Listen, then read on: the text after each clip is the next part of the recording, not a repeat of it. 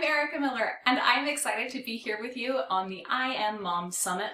I hope you're at home, relaxing, maybe in some PJs, and I hope you have a great treat next to you because we're going to be talking about self-care today, specifically about taking care of yourself for moms of special needs kids. I'm a mom, been momming for 20 years. I can't believe I'm feeling a little old about that. It's okay. I've been momming for 20 years. I have some special needs kids, and I also work with kids who have had really rough starts in life and who need some extra support. And I get how exhausting it can be to be taking care of your family and try to take care of you all at the same time. There's so many wonderful things that come in life as you care for kids. There's joys and there's highs and there's excitements and there's doctor's appointments and there's therapy sessions and there's negotiating, helping them be their best self, and it can be incredibly exhausting and exhilarating all at the same time. I've been there in your shoes, and I've had a whole bunch of years of failures, and I'm hoping that I can share a few things that I've learned about taking care of me that can help you as you take care of you so you can be the best mom for your kids. Sometimes it's really hard in our world to see all the wonderful things that people are doing. Sometimes I'm scrolling through the Pinterest or I'm swiping through Instagram and I'm seeing all sorts of beautiful self-care things, vacations, or I'm seeing yoga classes, or these fantastic shakes that I could be drinking to help take care of my body better, or ways to optimize my life. And I think I should be doing all of those things. And then I get overwhelmed and I'm so tired, and how do I even just survive a day? How do I take care of me on a day-to-day basis? Self-care is more than those things that we see on Instagram or on Pinterest. It's more than beautiful vacation photos. It's more than the right yoga or meditation class that's helping you be the best person. It's more than optimizing chore charts and household schedules so your kids can be on task. Self-care is more than that. That can be part of it. But self-care, the heart of it, is knowing who you are and understanding how you are. I'm going to say that one more time because it's really powerful. Self-care at its most basic level is understanding who you are and knowing how you are. When we understand who we are and we understand how we're feeling inside, we can identify our needs and we can figure out a strategy to meet those needs. So that's today what we're going to talk about. We're going to talk about figuring out who you are, figuring out how you're doing, and then identifying strategies to meet your needs exactly where you are. So let's first talk about knowing who you are. That has been one of the fun things in my life, is getting to know me. What bothers me? What ticks me off? What makes me super joyful? And I found this experience that was so interesting. I recently went to Washington, D.C. with my husband on a little vacation, and it was pretty pathetic getting ready for it. I was trying to plan how to get from the airport to the hotel, and there were 4 different options, and I couldn't pick it, and he walked into the room, and I was curled up in a ball, laying on the floor. I can't plan, and I'm crying, and he looked at me and looked at the options and clicked on one. He said, done. And I said, oh, okay, I'm good to go now. You guys, I learned that I don't like planning, and it's okay. Planning a vacation is terrible for me. It's torture. I would rather have my eyeballs poked than have to plan something. But I can make a decision if I'm moving. That was the other thing I found during this recent trip. We were walking through the streets of DC and we'd be like, oh, look, let's go here. And I could make a decision to go. If I am moving and I'm moving fast, I'm walking and I'm just going, I feel powerful and I feel in control of my world and I can just create for myself. Planning in a sitting position, not good for me. Moving and making a decision, I can handle that. That's something about me. What experiences do you have that have helped you figure out something about you? Because I bet there's something that was like, oh, you're right. I'll share another story. My husband is totally cute. He's an introvert and he's not a morning person. Nicest way to say it. He's not a morning person, but he really wants to exercise. So he's been trying to convince himself for about 4 years to get up and exercise. And it's been on his bucket list for 4 years. And he finally figured out that he doesn't like getting out of bed. But if he gets out of bed to exercise and he tells himself he can lay back down for 15 more minutes, he can get out of bed to exercise. He knows he has to have a chance to lay back down. And if he gives himself permission to do that once he's awake, I'm up, I do this, I get to go lay back down, he's good to go and he's happy to wake up at the crack of darkness. He's up at 4:30, he's exercising, he's crazy. But then he lays down for 15 minutes and he's a happy guy. Morning person, or a non-morning person who figured out a way to meet his need because he knew who he was. So if you need to pause anytime during this recording, you're welcome to pause and think, okay, hold it, who am I? Let me know who I am.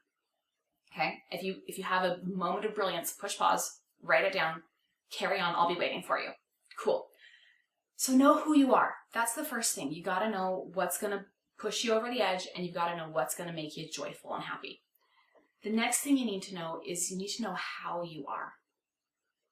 Man, I can tell you from being a mom for a long time that I'm great. I'm great. I have the smile on my face. There is nothing better than being a mom, and then all of a sudden I'm exploding and I have to walk away from my family.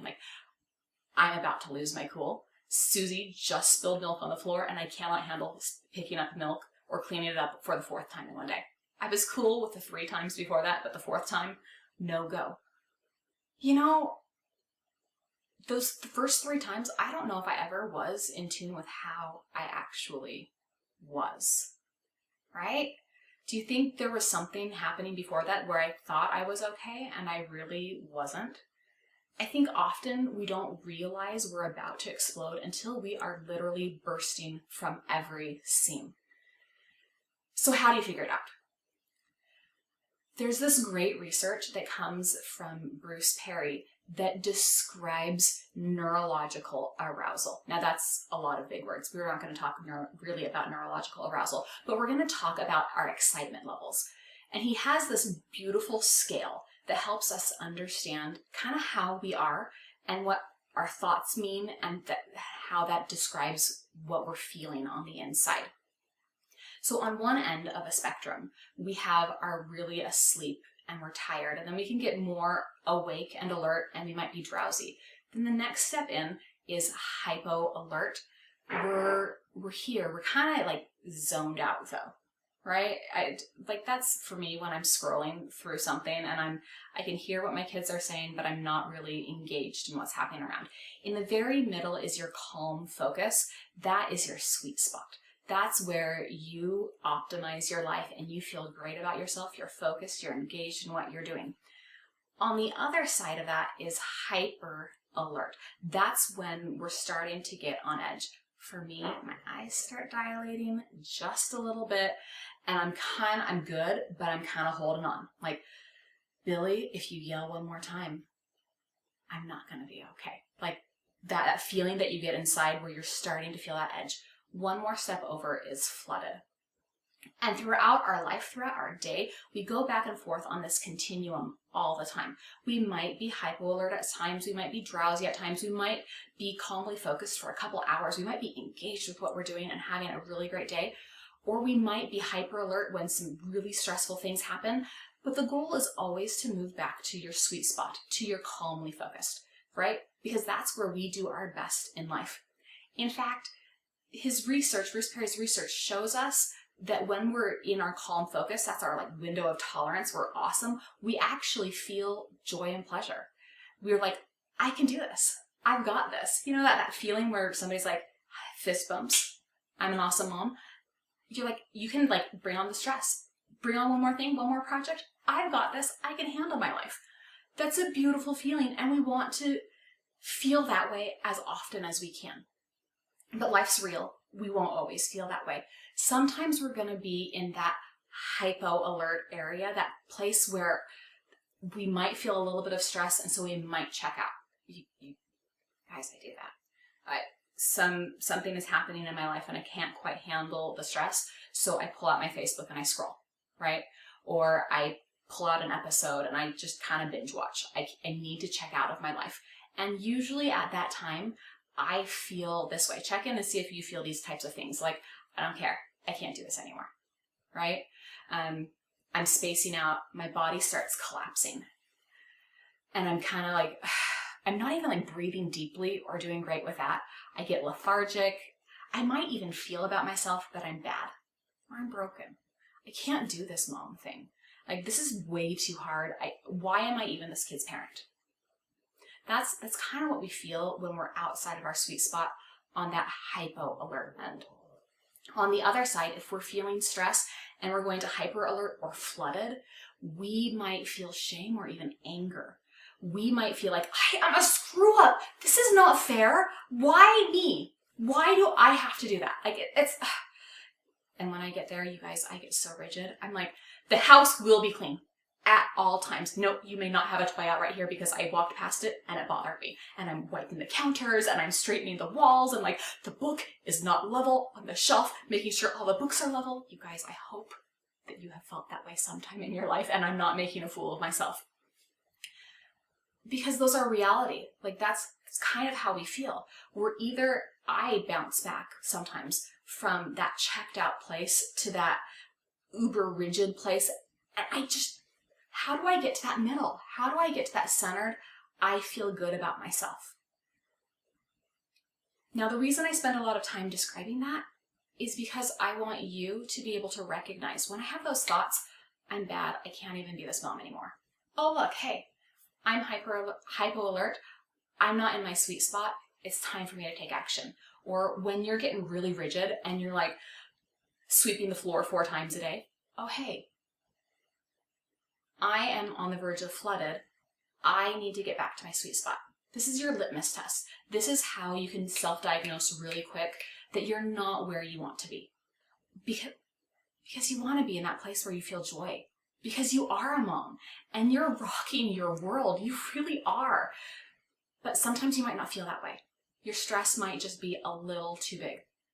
So now that we know how to tell where you are, if you're out of your sweet spot, you can recognize that you're not in your sweet spot. How do we know how to get back to our sweet spot? Now, I'm a research geek. And so I'm going to talk a little bit more about some great work by Bessel van der Kolk and by the Block family.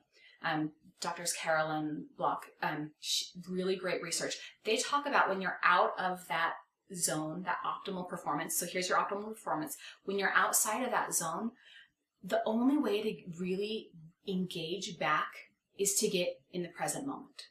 Because our brains are cycling.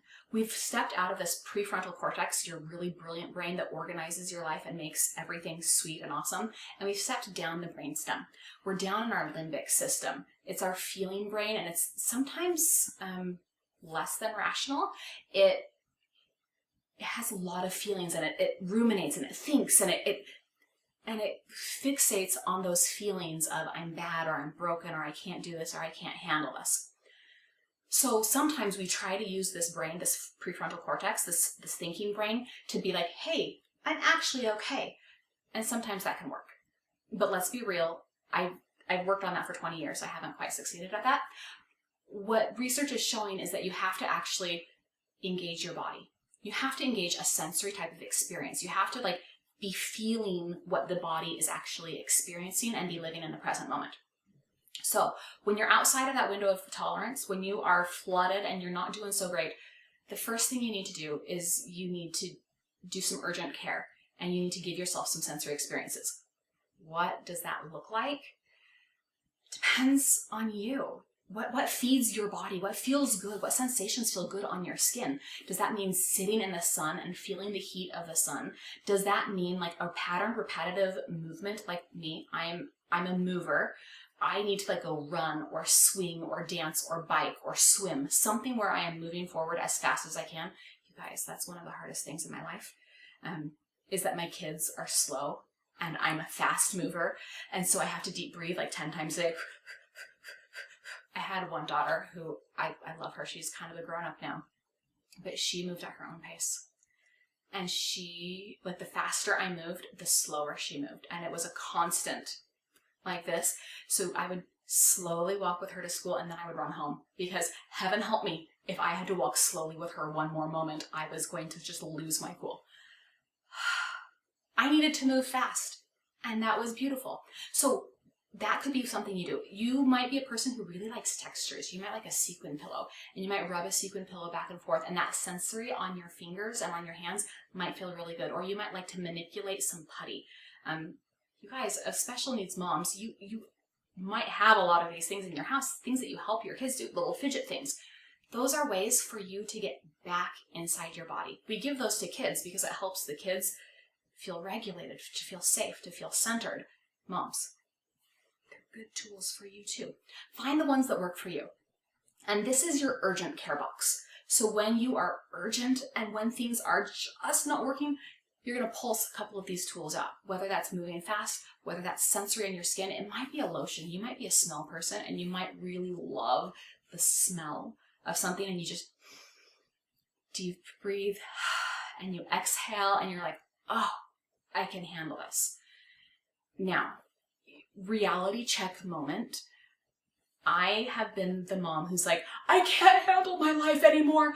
Ice cream. And I go to my room and I have this whole pint of ice cream and I sit in the corner of my room and I eat ice cream until the whole pint is gone. You might be the mom who's like, Diet Coke now, or a cigarette now, or a glass of wine. I just can't handle my world. You guys, there's a reason that that works for you. Those are all sensory types of experiences. When I'm eating my ice cream, it's cold on my hands, and there's a taste on my tongue, and there's a texture in my mouth. When you're drinking that glass of wine, there's a smell as you swirl your glass. There's a taste in your mouth as you savor it, and then the sensation of a swallow, or whatever you're doing. Those are sensory experiences, but let's be real. Those might not be the sensory experiences you want to have. It might not be appropriate to use that as your coping tool all day long. Can you switch your mindset on that just a little bit and think, maybe those are rewards? That's an incentive. I made it through my day. I'm going to reward myself with this. Boom. It might be a reward, but please don't label it as self-care. It's not going to enable you to get back to your sweet spot and help you stay there. It's going to become a tool that is only used in emergencies, and you're going to have more and more emergencies. So think about that as you're eating your chocolate, or as you're choosing chocolate or ice cream or whatever your drug of choice is. Not really a drug, but sometimes those cookies. Man, you guys, I was so bad. My kids would go to bed and I would literally make myself a batch of brownies and eat an entire batch of brownies. It was terrible. Or a whole thing of cookies, or a whole bag of candy. It was my only coping tool I had, and it wasn't a healthy one. And I want you guys to recognize that there are other ways. So you're going to find a sensory experience that fills your need, that helps you feel safe inside, that's healthier for you. And you're going to reserve those treats, whatever it is, as a treat, as a reward, as a, hey, I did great work. I can handle my life, or I made it through. It's not self-care. So we've talked about your urgent care items, that when you're in that urgent situation where you're hyper alert or you're flooded and you're just not handling your world, what to do. But what do you do when you're doing good? It's important to keep taking care of yourself even when you're feeling good, because it's like basic car maintenance. You're driving down the freeway, you have to pull off every once in a while to put gas in your car, because otherwise you're going to be stuck and you're going to be stopping on the freeway and it's going to be an ugly situation all around. So how do you pause, take care of yourself when you're flying down the freeway at 60? Here's how you're going to do it. The first thing you got to do is you have to know and honor your peace. That means you're going to say no, you're going to put a time limit on something that's good, and you're going to have great boundaries. Those are a lot of big words that are very ethereal. What does that actually mean? Here's an example. You have a play date, your kids are over, they're playing, they're doing great. Hour and 15 minutes goes by, they're still playing great. At an hour and 30 minutes, toys are being thrown, kids are hitting each other, the world explodes, and your life ends. Okay, your life continued. But as a mom, most moms look at that and like, oh, we should have changed something at about an hour and 15 minutes because at an hour and 30 we had a problem. So let's do that play date again, and maybe at an hour and 15 minutes we're going to end the play date before the chaos erupts, right? I want you to check in your life and see if there are things like that happening for you, where you're going out with your girlfriends and you're going clothes shopping and you're having a great time, but at hour 3, your feet are killing you and you need some sugar in your system and you need some food and you're not even doing well anymore and you go home and you're ornery, right? So maybe you're like, we'll go shopping for an hour instead of 3 hours. Or maybe I'm gonna just go to coffee with this friend instead of doing something else. You're gonna like look at your life, you're gonna know who you are and say, oh, I'm gonna do best if I make this choice. And you're gonna make that choice. You're gonna set that boundary because it's a healthy thing. You're gonna put a time limit on those things that you love and you're gonna say no because that's caring for you. The second thing you're gonna do is you're gonna prioritize you. You're going to do one thing each day that just is happy for you. And that can change over time. That can be like, I really love reading a book, so I'm going to take 15 minutes and I'm going to read a book, right? That can fill your soul and it can do beautiful things for you. Remember, we've talked about treats. Those are bribes. Those are rewards for good behavior. Those aren't self-care. There are days when at the end of the day, I'm like, I did so good. I get ice cream. Intentionally own it. I'm good, but I'm not going to binge it in my bedroom. Or if I am going to binge it in my bedroom, because I still do, I'm going to own that and I'm going to be okay. I want you to think about something that you can do to make a commitment to yourself. How often in life do you go through your world and make commitments and keep commitments for everything that's happening in your world? Doctor's appointments, getting kids to school on time, or driving that carpool. Whatever those things are that you're doing, you're keeping those commitments. You're there. You have your work commitments. You have your home commitments. You're keeping commitments all over the place. But like I'm going to do good today. I'm going to exercise today. And it's 10 o'clock at night and you're like, hello, no, that's not happening. It's time for sleep and it's time for a cookie and I'm just done, right? Keep a commitment to yourself. There are few things more powerful than really loving yourself and saying, I'm good enough to honor my appointment with me. I am good enough to honor that appointment with me. And I matter. So maybe keep a commitment to yourself about taking care of your body, that I'm going to choose to drink water today, or I'm going to choose to get some movement in, or I'm going to choose to get a little bit more sleep. Maybe you can add on a commitment to take care of your mind, that your mind wants to learn or wants to create or whatever. Like, you guys, sometimes for me it's organizing. Sometimes I really just need to do 2 things on my to-do list and take it off so my brain can feel at peace. That is self-care too. You might also want to do something to help your heart. Like, what makes your heart just feel joy? Keep a commitment to that. Like, I'm going to get down on the floor and play with the kids because that makes my heart sing. Or maybe I'm going to go outside and watch the sunset because my heart just explodes inside with joy when I see that. You're going to make a commitment to yourself. If you can, start with 1, move up to 3. If you're doing great, things that you can commit to yourself to doing because you care about your mind and your heart and your body. Feed it, take care of it. Remember, you're driving down the freeway 60 miles an hour. You got to pause every once in a while for that maintenance. Make sure you're doing that. Yes, I want you to remember that self-care is going to look different for everyone. I'm different than you. You're different than me. We're all going to be doing things differently, and that's okay. Self-care is a prescription designed just for you, so you have to allow yourself that. Remember, too, that self-care may not be picture-worthy. Me reading a book is not worthy of going up on my Instagram account, right? It's not. Nobody wants to see that. I mean, maybe you do. I don't. It's for you personally. It's for your mind. It's for your heart. It doesn't have to be public. So maybe give yourself permission that when you're taking care of you, you don't have to be public about it, unless you love that. If that feeds your heart and your mind, remember, it's different from you than for me. If that feeds you, do it. And remember, too, that self-care may not optimize your life. It's not about that.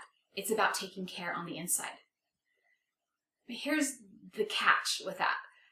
As you operate more frequently in that sweet spot where you're like cruising through your world, your life will change.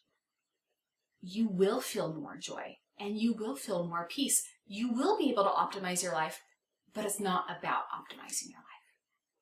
The point isn't to make your life better. The point is to love yourself and to care about you as you're caring for everything else that's happening in your world. Because you guys, you have 43 million things that are happening in your world.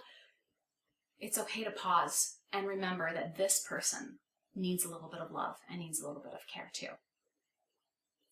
You guys, taking care of yourself is important. It's something that's doable if you can remember who you are and you can practice identifying how you are. Some of my most joyful and blissful parenting memories have come as I have practiced my self-care. You guys can do this. Commit to yourself, practice your urgent care tools, work on living in that sweet spot, and you will have so many beautiful memories as a mom. Take care of yourselves. See you later.